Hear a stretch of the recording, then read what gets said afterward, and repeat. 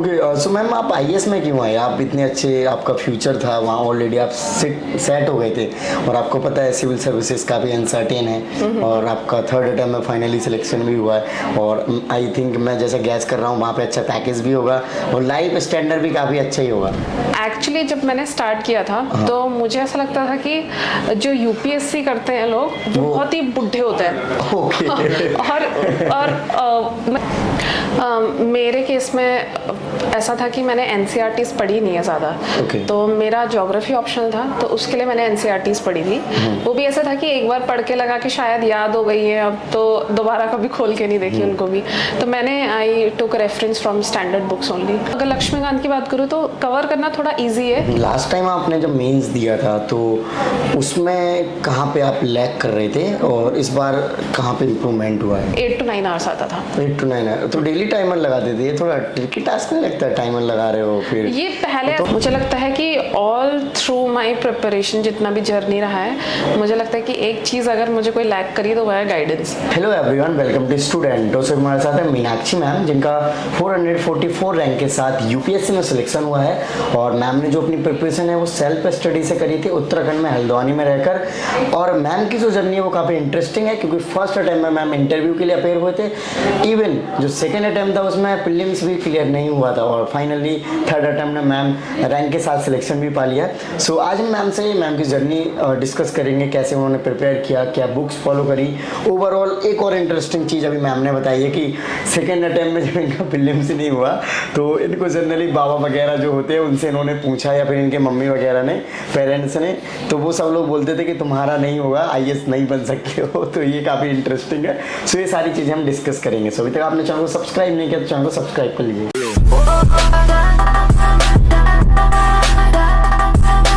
Ma'am सबसे पहले आप अपना एजुकेशन बैकग्राउंड बताइए। तो जैसे कि इस साल मुझे रैंक हासिल हुई है तो मेरा एजुकेशन बैकग्राउंड जो है, स्कूलिंग मैंने करी है जवाहर नवोदय विद्यालय से, वो सुयालबाड़ी नैनीताल में ही है। उसके बाद I did my graduation in computer science and engineering from NIT Uttarakhand. फिर उसके बाद आई गॉट कैंपस प्लेसमेंट और फिर चेन्नई में 1 साल जॉब के बाद फिर प्रिपरेशन स्टार्ट कर दी। ओके, सो प्लेसमेंट किस कंपनी में हुआ था मैम?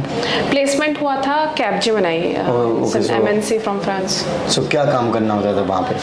उसमें मेरा सॉफ्टवेयर डेवलपर का ही रोल था। तो बेसिकली मैं क्लाउड कंप्यूटिंग में थी, उसी डोमेन में थी। हाँ। ओके, सो मैम आप आईएएस में क्यों आए? आप इतने अच्छे, आपका फ्यूचर था वहाँ, ऑलरेडी आप सेट हो गए थे और आपको पता है सिविल सर्विसेज काफ़ी अनसर्टेन है और आपका थर्ड अटेम्प्ट में फाइनली सिलेक्शन भी हुआ है और आई थिंक मैं जैसा गैस कर रहा हूँ वहाँ पे अच्छा पैकेज भी होगा और लाइफ स्टैंडर्ड भी काफ़ी अच्छा ही होगा।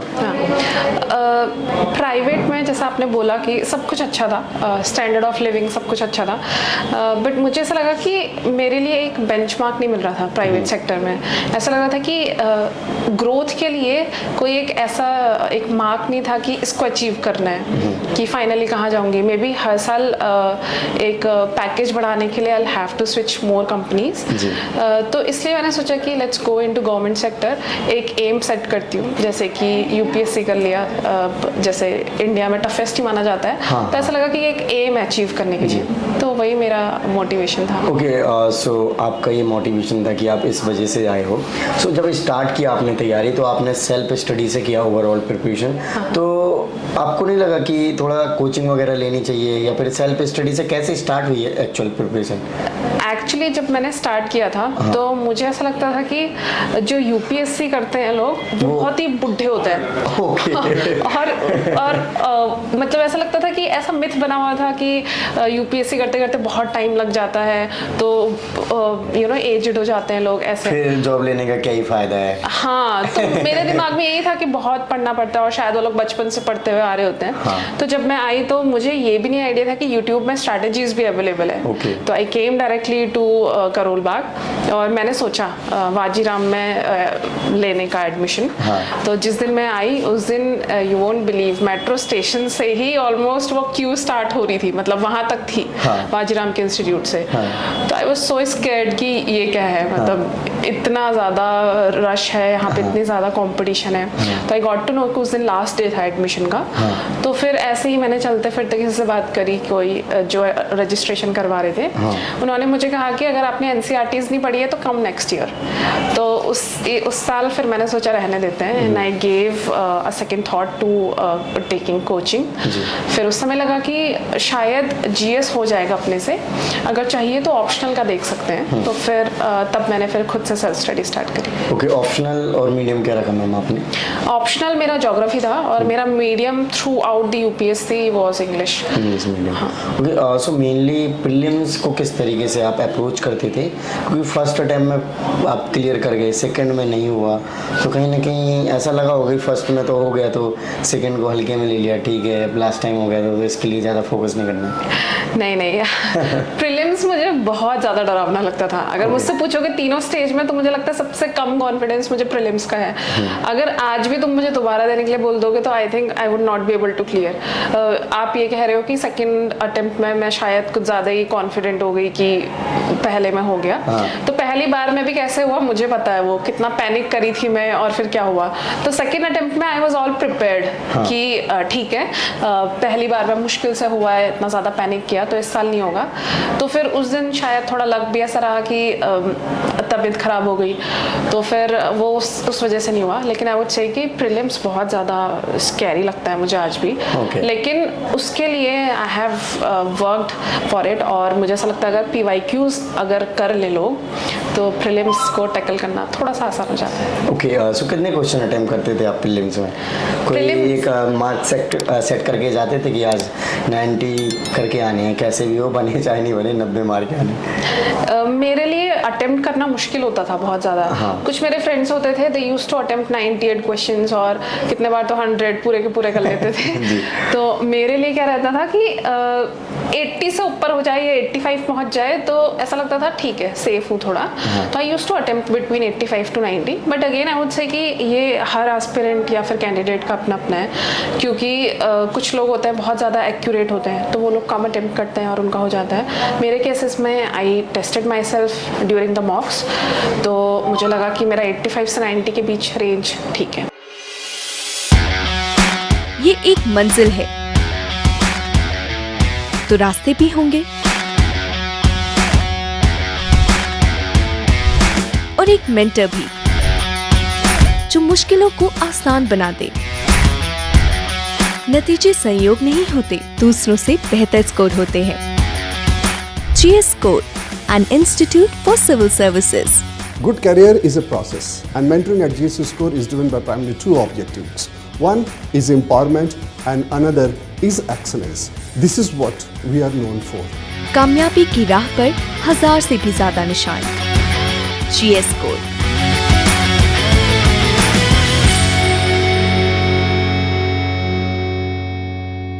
ओके, सो प्रीलिम्स में जनरली हमें कुछ रिसोर्सेज को वो करना होता है कि ये रिसोर्सेज ही फॉलो करेंगे। कुछ लोग NCERT के साथ स्टैंडर्ड बुक्स को प्रेफर करते हैं, और जनरली कुछ लोग NCERT को मेन कोर बनाते हैं, थोड़ा बहुत स्टैंडर्ड बुक्स को ले लेते हैं। मेरे केस में ऐसा था कि मैंने NCERTs पढ़ी नहीं है ज़्यादा। तो मेरा ज्योग्राफी ऑप्शनल था, तो उसके लिए मैंने NCERTs पढ़ी थी। वो भी ऐसा था कि एक बार पढ़ के लगा कि शायद याद हो गई है, अब तो दोबारा कभी खोल के नहीं देखी उनको भी। तो मैंने I took reference from standard books only. Okay, so standard books कितने बार पढ़ ली थी जब आपने फर्स्ट अटेम्प्ट दिया था, या फिर रिवीजन कितने बार कर लिया था? फर्स्ट अटेम्प्ट में तो आई वाज सो अनप्रिपेयर्ड, और उस टाइम पे मुझे लगता है कि ऐसा पता भी नहीं था कि इतने बार, क्योंकि मुझे हमेशा से ऐसा लगता था कि शायद मैं पढ़ रही हूँ और मुझे याद ही है वो। लेकिन जब बुक खोलती थी तो लगता था अच्छा ये भी याद नहीं है, वो भी याद नहीं है। तो रिविजन उस टाइम पे बहुत ज़्यादा लैक किए। And I think if you ask me कि ऐसा मैंने क्या चेंज किया है from first to third attempt, तो मुझे लगता है कि that will be more revisions only, कि मैंने इस बार मल्टीपल रिविजन्स किए हैं। I used to mark this time की, क्योंकि मैंने देखा टॉपर्स कहते थे कि 30-35 टाइम्स तुमको लक्ष्मीकांत करना है। तो मैंने क्या किया इस बार, अप्रैल से I started counting my revision. तो मुझे याद है कि पॉलिटी के कुछ चैप्टर्स में मेरे ऐसे 8-9 रिविजन्स हो गए थे, जैसे कि पार्लियामेंट या फिर फंडामेंटल राइट्स जो इम्पोर्टेंट है। ओके, सो मोर ऑल ओवर अगर हम देखें तो आपको लगा होगा कि जो इम्पोर्टेंट टॉपिक हैं पहले उनको ज़्यादा फोकस किया जाए रादर देन कि जो कम क्वेश्चंस आ रहे हैं फिर जिन एरियाज से कम पूछा जा रहा है।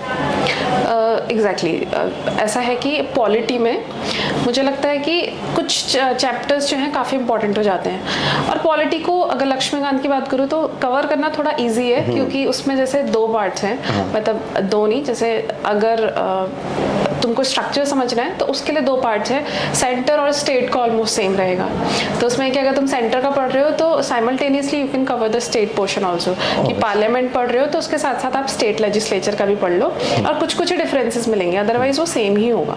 तो मुझे लगता है कि ये एक तो ऐसे कर सकते हैं। फिर कुछ चैप्टर्स उसमें बहुत ज़्यादा इंपॉर्टेंट है, जैसे कि पार्लियामेंट, फिर है फंडामेंटल राइट्स, फंडामेंटल ड्यूटीज़ वाले चैप्टर, देन पंचायत, म्यूनिसिपैलिटीज़, तो ये सारे चैप्टर्स ऐसे हैं, हाई कोर्ट, सुप्रीम कोर्ट, ये मैंने बहुत बार रिवाइज किए थे। ओके, स्टार्टिंग में हमने बात करी कि आप जॉब कर रहे थे और आप सिविल सर्विस में आए। फाइनली जब आप सिलेक्ट हुए थे, जिस दिन आपने देखा कि आप आईएएस के लिए सिलेक्ट हो गए, उस टाइम पे आपका क्या रिएक्शन था?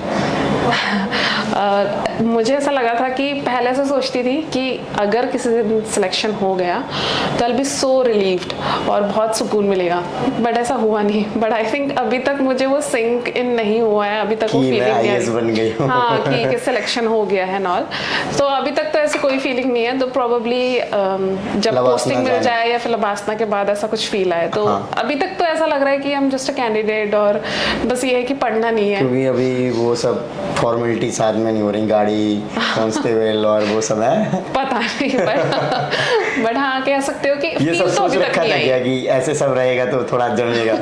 नहीं, वो अलग टाइप का कुछ शायद मैंने अज्यूम कर लिया था कि कुछ और होता होगा, but life is all same ना, अभी भी कुछ बदला नहीं है। ओके, सो प्रीलिम्स में जो ज्योग्राफी ऑप्शनल है, क्योंकि अगर हम देखें प्रीलिम्स के जो जीएस पेपर हैं तो उसमें ज्योग्राफी और एनवायरनमेंट से रिलेटेड क्वेश्चंस ज़्यादा पूछे जाते हैं, तो आपको लगता है कि ऑप्शनल ने इसको लेकर ज़्यादा हेल्प करी और इस पोर्शन को स्ट्रॉन्ग किया सो दैट कि आपका प्रीलिम्स इजीली क्रैक हो?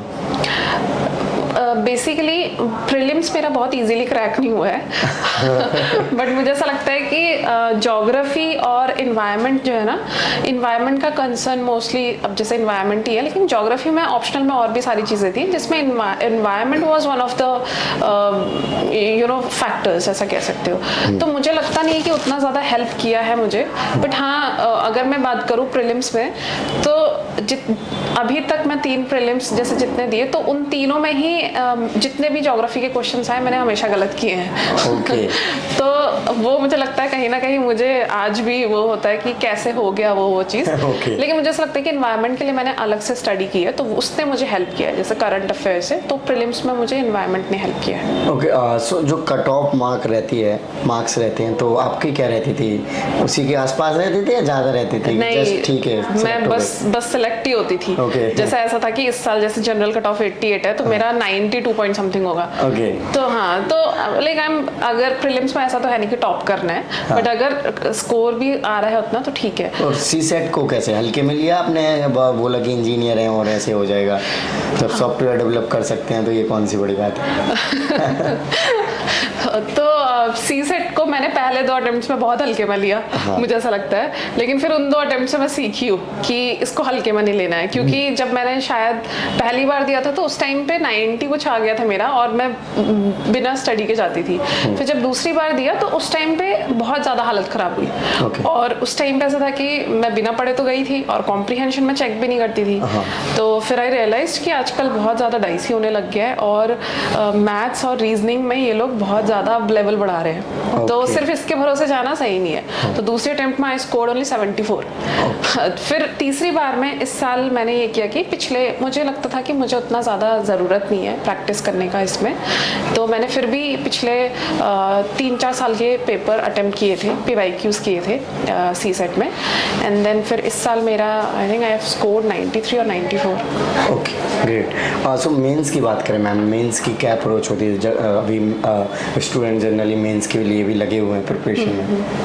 तो मेंस के लिए मैं तो यही कहूँगी सबसे बड़ा है सिलेबस है। सिलेबस आपको इतने अच्छे से गाइड करेगा कि अगर आपके पास सिलेबस है तो उससे ये भी श्योरिटी आती रहती है कि हाँ इतना कंप्लीट हो गया है। कितने पानी में हो वो पता चल जाता है कि जैसे टॉपिक्स दे रखे सिलेबस में, फिर उससे ये पता चलता रहेगा कि अच्छा ये टॉपिक कवर हो गया है, ये बिट कवर हो गया है। और सेकंड इंपॉर्टेंट चीज़ है कि PYQs कर लो, तो उससे मेरे ख्याल से ना एक डायमेंशन पता चल जाती है कि अगर लेट्स से सोसाइटी का हेल्थ वाला अगर हम टॉपिक ले रहे हैं तो हेल्थ के क्या क्या डायमेंशंस हैं। जैसे कि वो किस बारे में पूछेगा कि इंडिया की आजकल कैसी परफॉर्मेंस है हेल्थ में, व्हाट आर द 3 फैक्टर्स जैसे कि primary, secondary, tertiary health care, फिर इनमें क्या क्या चैलेंजेस हैं इंडिया में, फिर उनको कैसे ओवरकम किया जा सकता है, what can be the governmental schemes.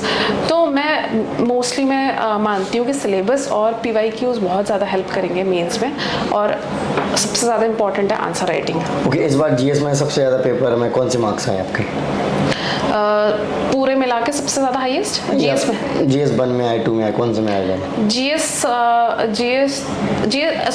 4 में आए थे। ओके, अच्छा जीएस 4 में आए। तो अब मैं यही क्वेश्चन पूछने वाला था मैम। जनरली जीएस 4 एक ऐसा टॉपिक बोल सकते हैं, फिर ऐसे सब्जेक्ट हैं जैसे कि एथिक्स, ऐसे और केस स्टडीज़ हो गए।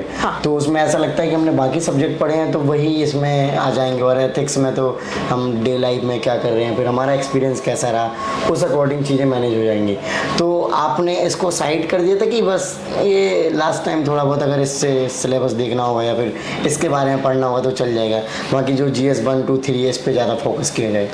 नहीं, मैंने इस बार जो है आई थिंक मुझे ऐसा था, और मैं तो शायद सबको यही बोलूँगी कि अगर देखो 4 चीज़ें हैं, ऑप्शनल, इंटरव्यू, एसे और एथिक्स।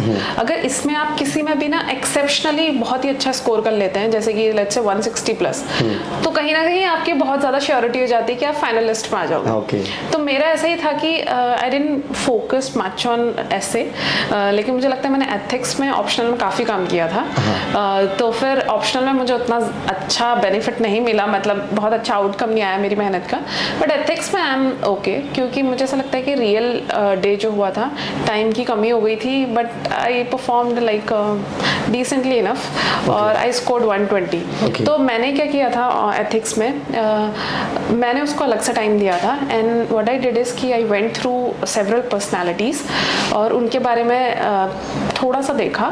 बहुत ज़्यादा डीप में नहीं जाती थी क्योंकि टाइम वेस्ट लगेगा, तो आई जस्ट डायरेक्टली सर्च कि क्या एथिकल पार्ट उनके लाइफ से हम ले सकते हैं, तो डायरेक्टली उनके बारे में लिख दिया। फिर ऐसे ही मैंने सर्च किया गूगल पे कि कौन कौन ऐसे लोग हैं जिन्होंने ऑनेस्टी या फिर इंटीग्रिटी रियल लाइफ में दिखाई है, तो ऐसे एग्जांपल्स मिल जाते हैं। तो I collected examples from Google या फिर ऑनलाइन कंटेंट जितना भी मिला उससे, और उसके अलावा I read some of the theories from Smriti Shah ma'am. और उसके अलावा फिर केस स्टडीज़ में मैं क्या करती थी अलग से कि मैंने एक एथिकल इशूज़, क्योंकि वो हर केस स्टडी में पूछता है, तो मैंने क्या किया था, एक कीवर्ड्स प्रिपेयर कर लिए थे। मैंने 14-15 केस स्टडीज़ प्रिपेयर कर ली, सॉरी एथिकल इशूज़ प्रिपेयर कर लिए थे, जैसे कि मैन वर्सेस कि एंड वर्सेस मीन्स में क्या होगा, डिलेमा या फिर इस टाइप के। तो वो प्रिपेयर करके फिर मैं क्या करती थी, जब भी एथिकल इश्यूज आते थे टाइम बचाने के लिए, मैं सोचती थी कि मैंने 14-15 के एथिकल इश्यूज लिस्ट डाउन किए हैं, उन इसमें से इसमें क्या फिट हो रहा है, तो फिर वो लिख देती थी, और ऐसे करके। और फिर केस स्टडीज़ में भी मैं एग्जाम्पल देने की कोशिश करती थी। ओके, जनरली मैम हम देखते हैं कि फीमेल्स जो होते हैं उनकी हैंड राइटिंग या फिर वो मतलब कॉपी उनकी थोड़ा ब्यूटीफुल होती है, जैसे कि फीमेल्स ब्यूटीफुल होते हैं, तो मैम आप क्या करते थे आंसर्स वगैरह में ऐसे? ब्यूटीफुल, हाँ मुझे लगता था कि इसे स्ट्रक्चरिंग तो इम्पॉर्टेंट है बहुत ज़्यादा, तो मैं भी कोशिश करती थी कि हाँ कुछ फ्लो चार्ट्स बनाने की। अब जैसे ये मुझे लगता है बहुत ही ज़्यादा अब कॉमन हो गया है कि एथिकल इशू जब भी स्टेक होल्डर्स पूछे जाते हैं एथिक्स में, तो वी ड्रॉ सर्कल और फिर उसके चारों ओर ऐसे ऐसे एरो बना के स्टेक होल्डर्स लिख देते हैं, तो ये कॉमन अप्रोच है। और फिर आई थिंक सभी लोग मैरिट्स डीमेरिट्स भी ऐसे ही लिखते हैं कि एक लाइन ड्रॉ करके। तो मैं यूजुअली क्या करती थी, I wanted to make my answers look more beautiful of course, तो मैं क्या करती थी कि मैप्स ड्रॉ करती थी, और ऐसा अगर टाइम मिलता था तो आई यूज टू चेंज पेन्स, जैसे कि कभी ब्लैक पेन से हेडलाइन दे के या फिर इससे, अगर टाइम अलाउज ओनली देन, तो ऐसा रहता था। और बाकी मैप्स का मैं ज़्यादा यूज़ करती थी। लास्ट टाइम आपने जब मेंस दिया था तो उसमें कहाँ पे आप लैग कर रहे थे और इस बार कहाँ पे इम्प्रूवमेंट हुआ है? इस साल अगर देखोगे तो मेरा इम्प्रूवमेंट सब जगह हुआ है एक्सेप्ट इंटरव्यू। तो फिर ऐसा था कि जब मैंने लास्ट ईयर दिया था उस टाइम पे मैं बहुत ज़्यादा नई थी प्रिपरेशन में, और एज आई सेड कि पहली बार ही दे रही थी, तो फिर सिलेबस भी कंप्लीट नहीं था। तो मेरा क्या था कि बहुत ज़्यादा पेपर छूट गया था, I could not attempt paper completely. तो मुझे ऐसा लगता है कि somewhere from like 100 marks to 120 marks मेरा ओवरऑल छूटा था।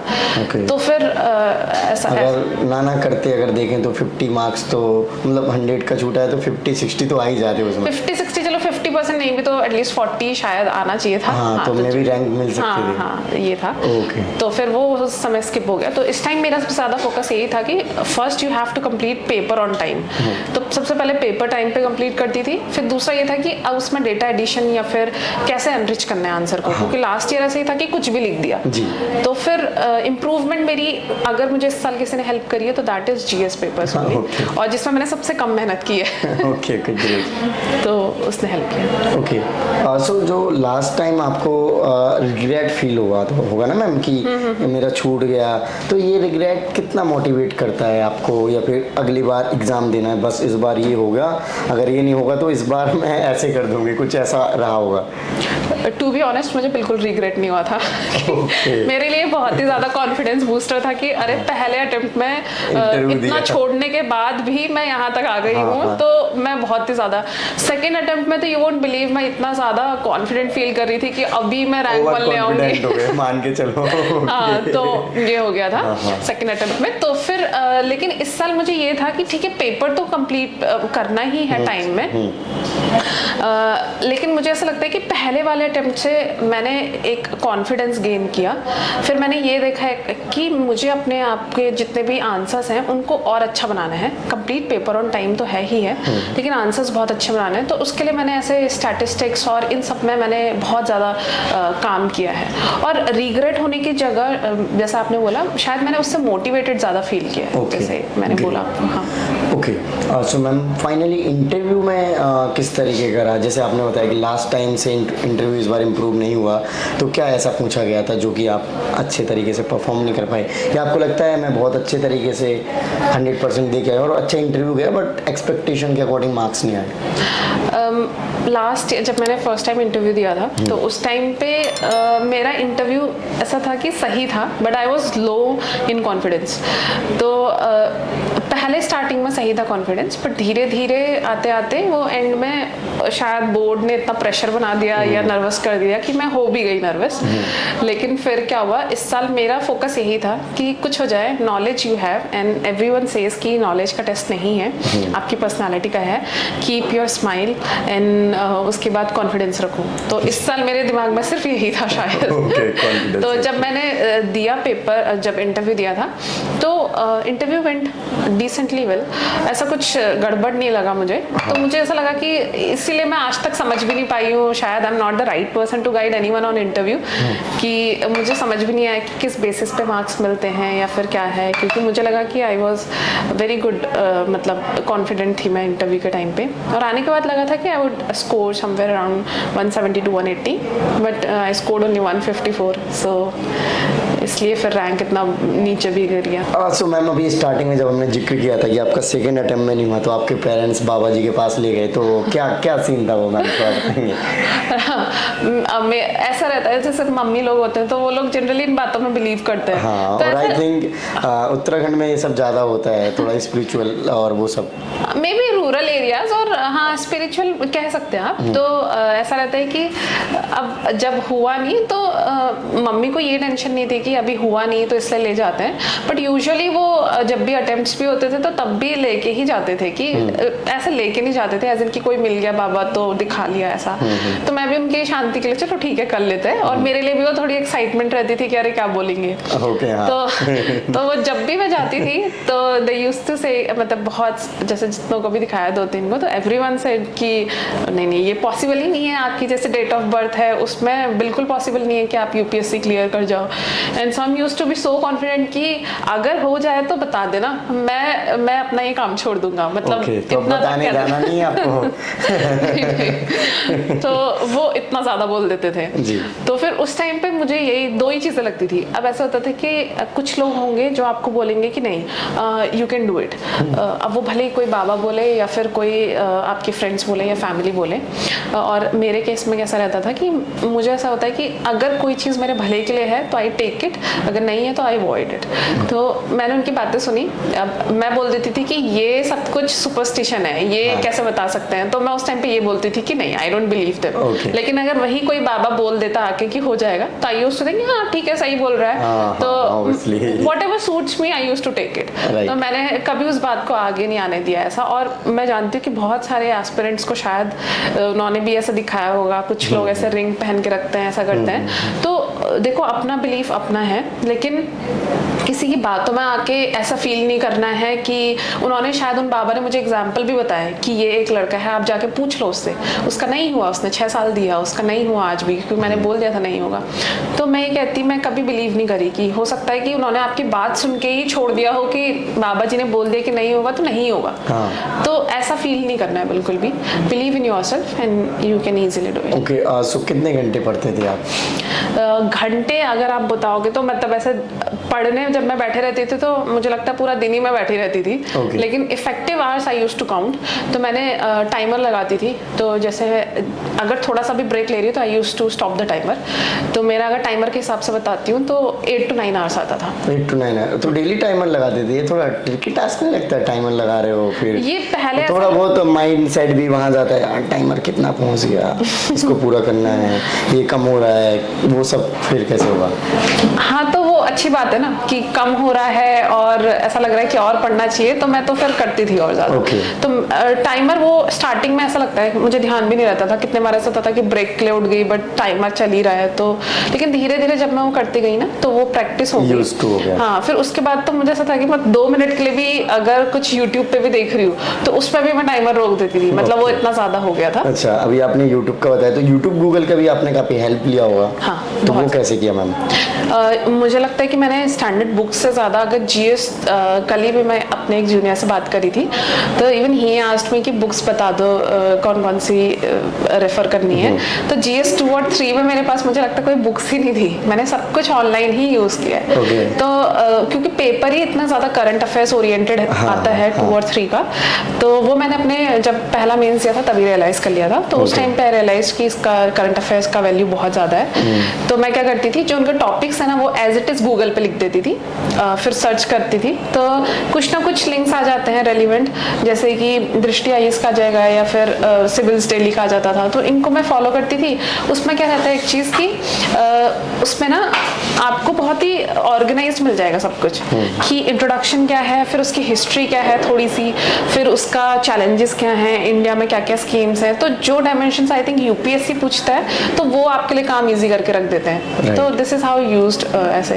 ओके, सो ओवरऑल आपके एक्सपीरियंस के अकॉर्डिंग, जैसे कि आपने सेल्फ प्रिपरेशन किया, तो जो फ्यूचर एस्पिरेंट्स हैं आप उनको क्या मैसेज देना चाहेंगे? मुझे लगता है कि ऑल थ्रू माई प्रिपरेशन जितना भी जर्नी रहा है, मुझे लगता है कि एक चीज़ अगर मुझे कोई लैक करी तो वह है गाइडेंस। तो मैं तो यही कहूँगी कि जितने भी एस्पिरेंट्स हैं, अगर आपके कोई सीनियर हैं, कोई कोचिंग वालों से आपका कोई कनेक्शन है या फिर आप कोचिंग ही कर रहे हैं, तो ये आपके लिए बहुत ही अच्छा बेस बनाते हैं कि आप उनसे बहुत ही अच्छी गाइडेंस ले लें। क्योंकि मैं भी ऐसी थी कि मुझे जब मैंने पहला मेंस लिखा था तब भी नहीं पता था कि सिलेबस भी कुछ होता है, तो मैं इतना ज़्यादा डाइवर्टेड थी, किसी ने कुछ कह दिया, किसी ने कुछ कह दिया। तो अपनी प्रिपरेशन को एकदम स्ट्रीमलाइन करने के लिए गाइडेंस बहुत ज़्यादा इम्पॉर्टेंट है। और सेकंड, बी डिसिप्लिन, और भरोसा होना बहुत ज़्यादा ज़रूरी है, पेशेंस का होना बहुत ज़रूरी है। क्योंकि ऐसा होता है कि कई बार प्रीलिम से नहीं क्लियर होता है 4-5 अटेम्प्ट तक, लेकिन फिर उसके बाद डायरेक्टली आप बहुत अच्छी रैंक के साथ आते हो, तो वो पेशेंस लूज़ नहीं करना है। Only if you have hope and confidence कि आपका हो जाएगा और कर लोगे, तो फिर किसी की नहीं सुननी है उसके बाद। ओके, सो मैम, जैसे कि आपने बताया कि आप उत्तराखंड हल्द्वानी से रहकर प्रिपरेशन करते थे, तो मटेरियल वगैरह भी चाहिए होता है जो कि डिफरेंट कोचिंग्स के द्वारा प्रोवाइड किया जाता है, जीरोक्स वाला, तो वो कैसे अवेल होता था आपको? हाँ, जैसे कभी कभी मुझे कुछ बुक्स रिक्वायर्ड होती थी दिल्ली से, तो या फिर फोटो कॉपीज जो रहती हैं टॉपर्स के नोट्स की, तो मैं क्या करती थी, मेरा कांटेक्ट था स्टूडेंट फोटो कॉपी से, तो मैं उनसे बोलती थी, तो they used to courier me the photocopies. Okay, so easily उनसे भी प्रिपरेशन हो जाती। हाँ। सो फ्रेंड्स, आपने देखा कि मैम ने ओवरऑल अपने एक्सपीरियंस को शेयर किया। सो आई होप कि आपको वीडियो अच्छी लगी होगी, तो इस वीडियो को लाइक करें। अभी तक आपने चैनल को सब्सक्राइब नहीं किया, चैनल को सब्सक्राइब कर लीजिए। जय हिंद।